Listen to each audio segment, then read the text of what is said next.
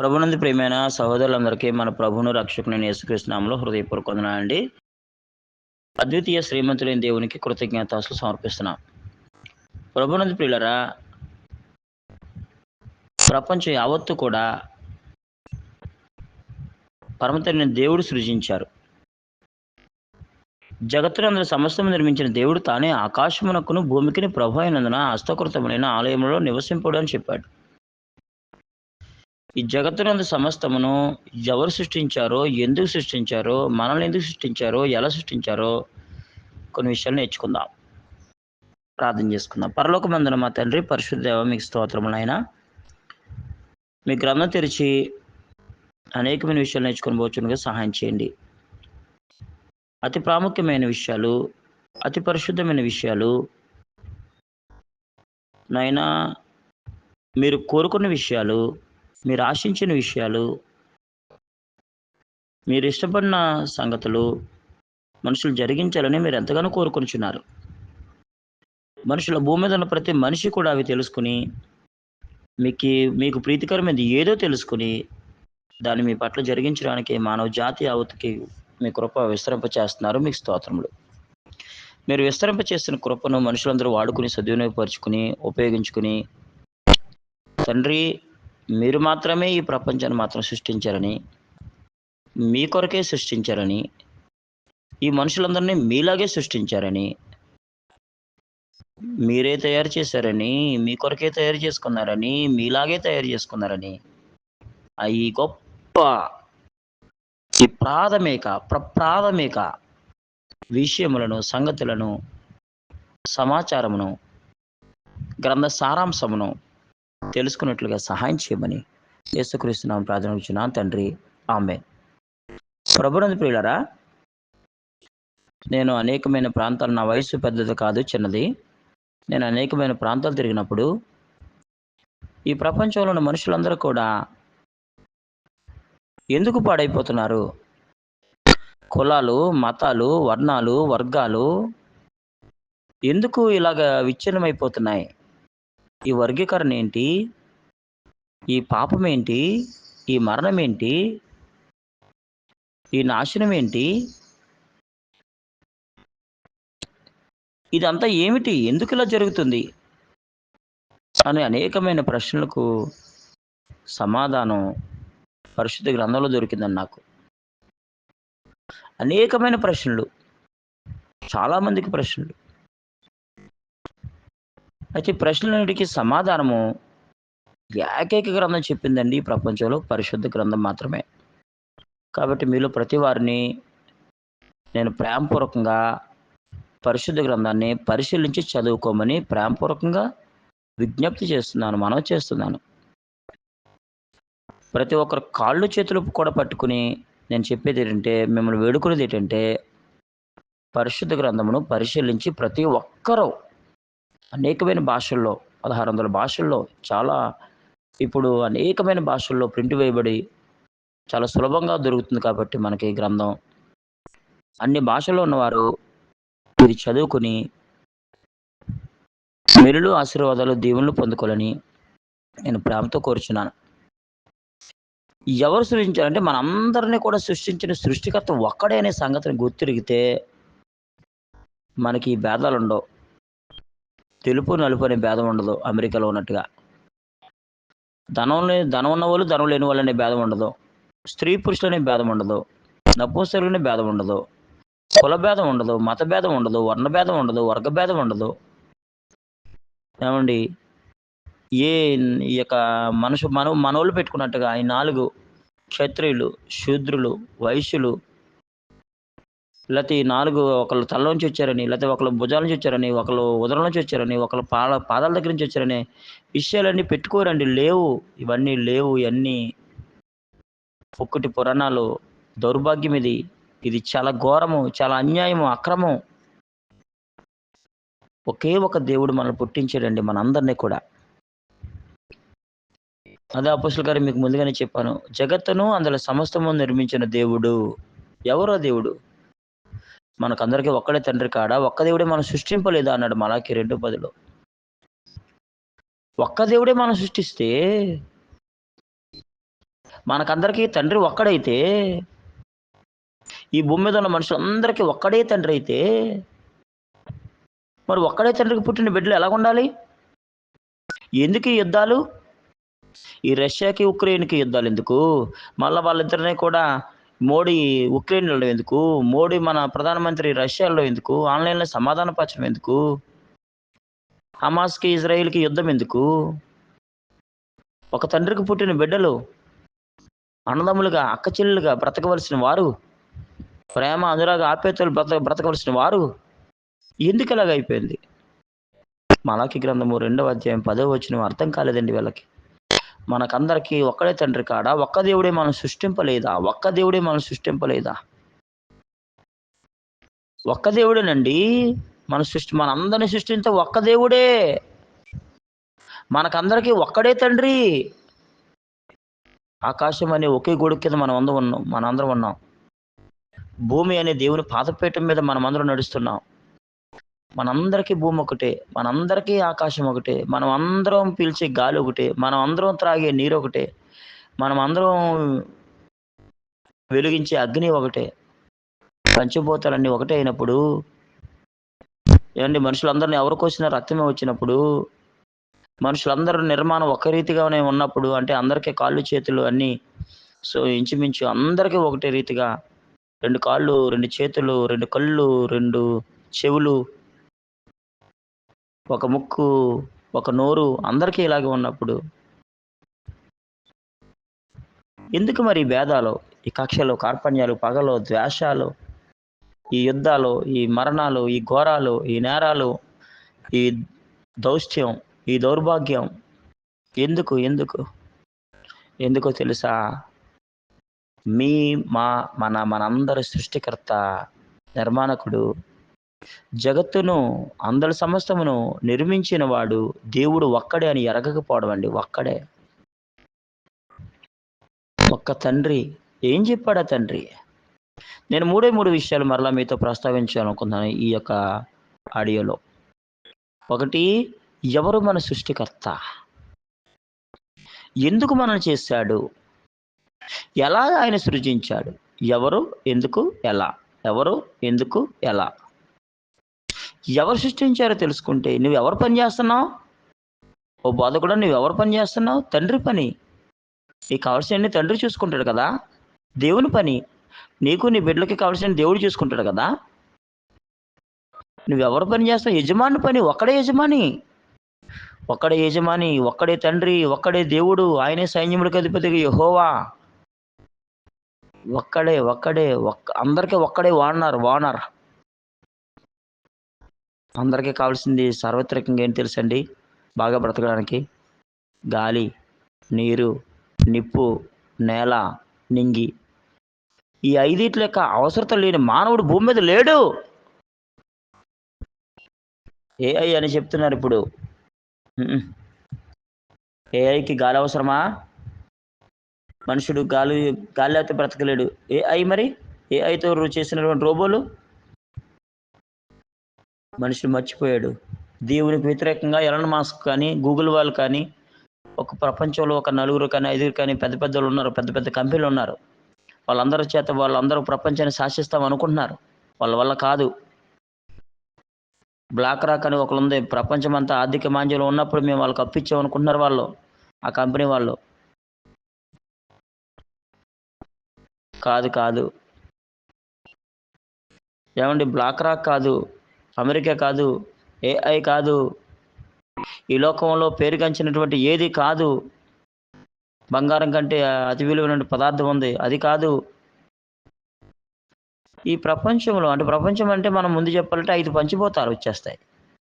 వీటి వెనకాల, వీటి పైన, వీటి యొక్క రూపకర్త, ఈ పంచభూతాలని ఆధీనంలో ఉంచుకున్నవాడు యెహోవా. మీరందరూ తెలుసుకోవాలని ప్రపంచ క్రైస్తవులారా, లేదా ప్రపంచ జనాంగమా? ఏఐ మీద ఆధారపడకండి. ఏఐ దేవుడు కాదు. ఆర్టిఫిషియల్ ఇంటెలిజెన్స్ దేవుడు కాదు. ఆర్టిఫిషియల్ ఇంటెలిజెన్స్ కోసం అనేకమైనటువంటి పాటలు పడతా ఉన్నారు ప్రపంచ ప్రజలు, ముఖ్యంగా ఎలాన్ మస్క్ లాంటి వాళ్ళు, చాలా పెద్దోళ్ళు. వాళ్ళందరి యొక్క ఆలోచనలన్నీ కూడా నిర్వీర్యమైపోతాయి. దేవునికి వ్యతిరేకంగా చేస్తున్నారు వీళ్ళు. ఓ పక్క నుంచి ఆర్‌జేవి గారు పోరాడుతా ఉన్నారు. ఆలోచించండి ప్రభునందు ప్రియులారా. దేవునికి వ్యతిరేకమైన పనులు ఏమి నెరవేరవు. జానకిరామ గారు, ఆర్‌జేవి గారు ఇంకా చాలామంది దీనికి వ్యతిరేకంగా కూడా పోరాడే వాళ్ళు ఉన్నారు.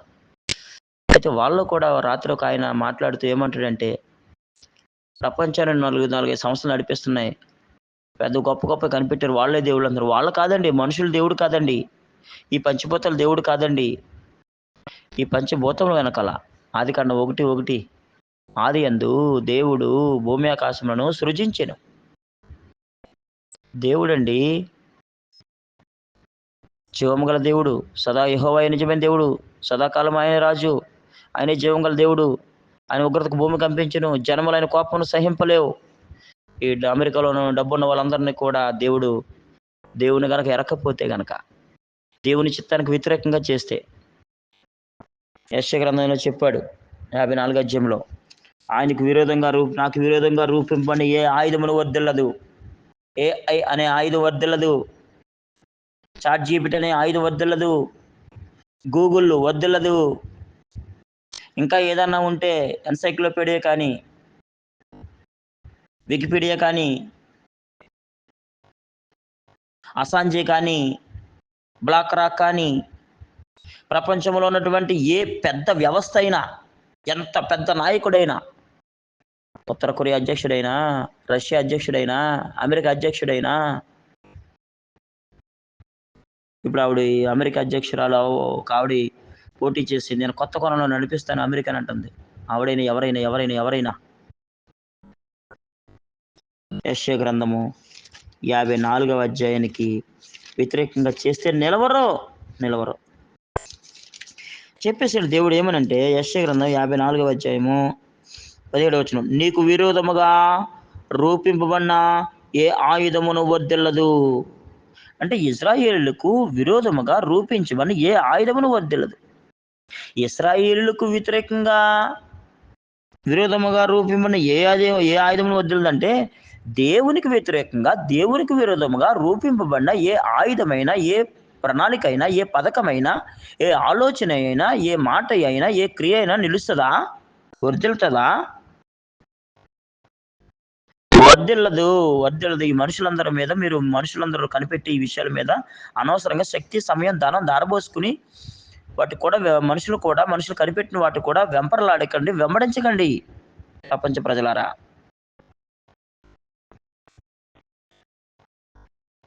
నీకు విరోధముగా రూపింపబడిన ఏ ఆయుధమును వర్ధిల్లదు.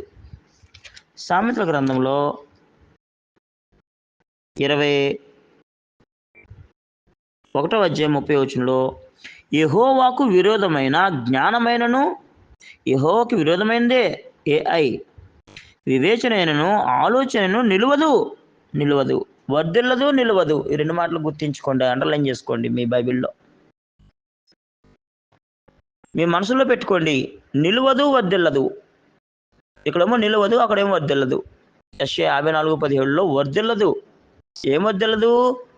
ఏఐ వర్ధిల్లదు, చాట్ జీపీటీ వర్ధిల్లదు, వాట్సాప్ వర్ధిల్లదు. లేకపోతే ఈ లోకంలో ఏమైతే ఉన్నాయి, ఫేస్బుక్, దేవునికి వ్యతిరేకంగా ఏమైతే ఉన్నాయో అవన్నీ కూడా వర్ధిల్లవు, నిలువదు, వర్ధిల్లదు. 2 మాటలు అండర్లైన్ చేసుకోండి. నరుని హృదయంలో ఆలోచనలు అనేకులు పుట్టును, యెహోవా తీర్మానమే స్థిరము. నరుని హృదయంలో ఆలోచనలు అనేకములు పుట్టును, యెహోవా తీర్మానమే స్థిరము.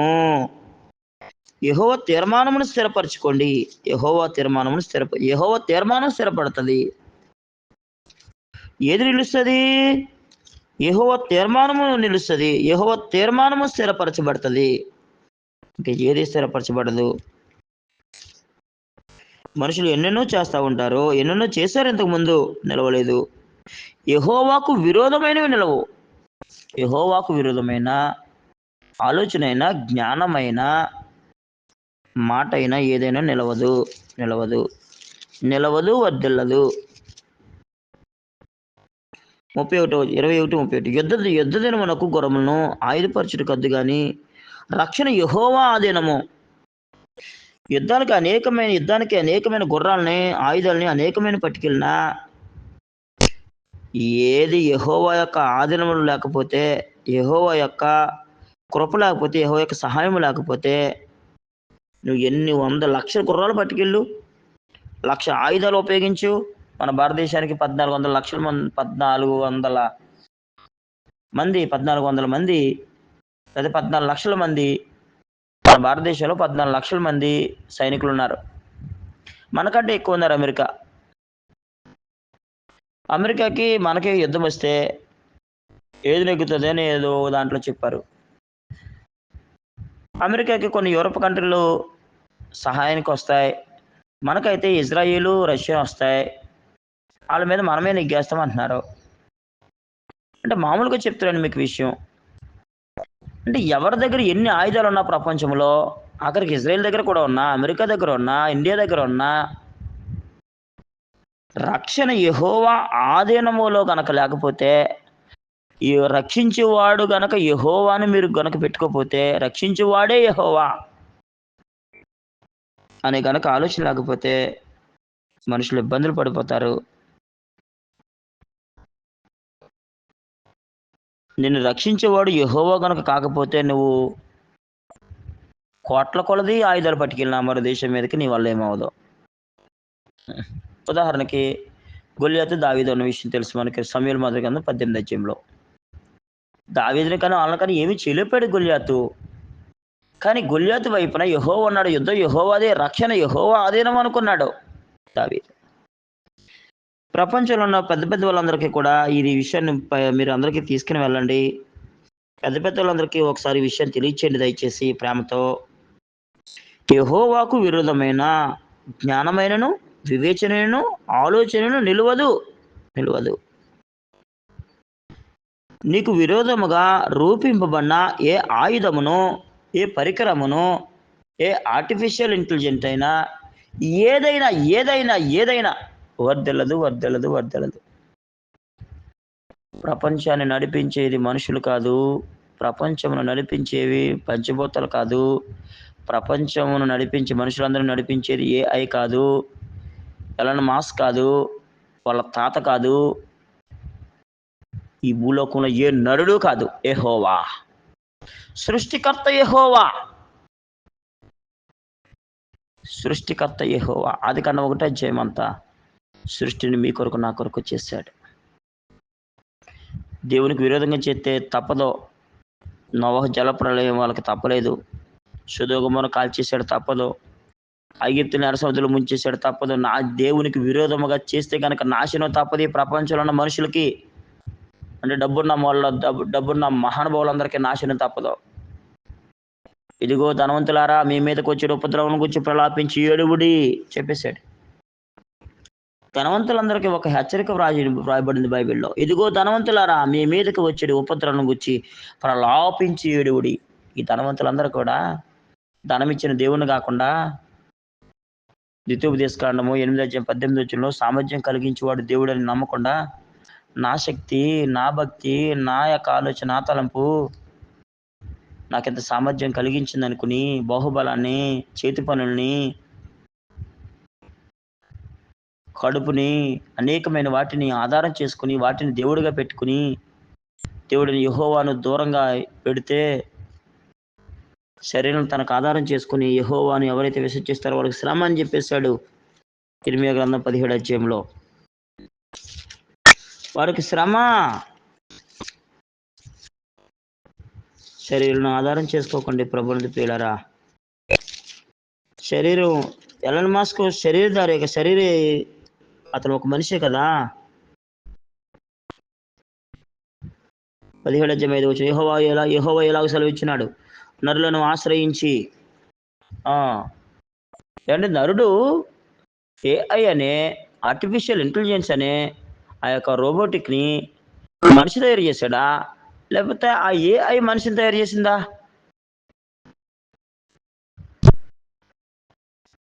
మనిషే కదండి వాటిని తయారు చేస్తా. మనిషికి మనసు ఉంది, మెదడుంది.